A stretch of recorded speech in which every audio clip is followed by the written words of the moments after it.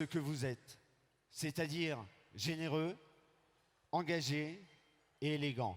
Généreux, je suis persuadé que ce soir, et ça fait tellement longtemps qu'Ozaratora n'a pas demandé d'argent, vous allez l'être.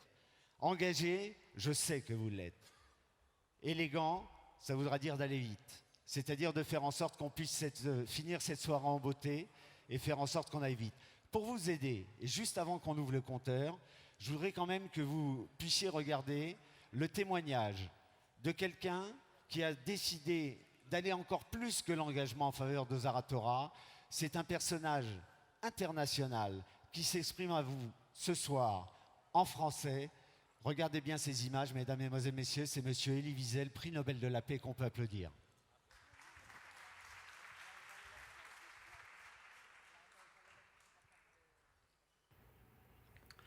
C'est une joie, comme d'habitude, de vous parler de ce que vous faites.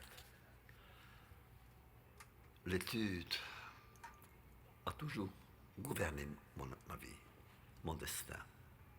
Depuis mon enfance, depuis ma petite enfance et jusqu'à maintenant, je me considère comme un élève.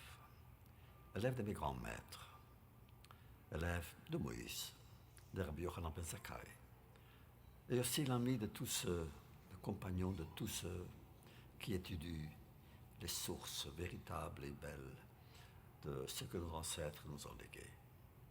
L'Ozaratora est un mouvement, c'est plus qu'une société, c'est plus qu'une organisation, c'est un mouvement qui devrait grandir ses rangs, les enrichir, les encourager. Que reste-t-il pour quelqu'un comme moi, qui a vécu ce qu'il a vécu, qui a vu tant de choses, qui a assisté à tant d'événements?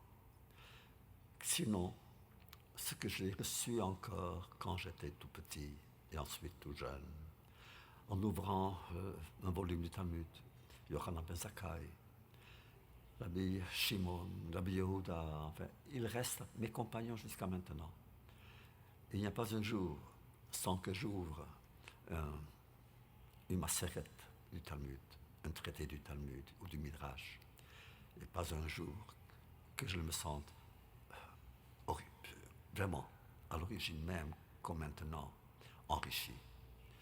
Donc tous ceux qui aident les autres à étudier, à aimer l'étude, à partager cet amour, à tous ceux, je vous dis merci et certainement vous dire shalom. Ici Elie Wiesel.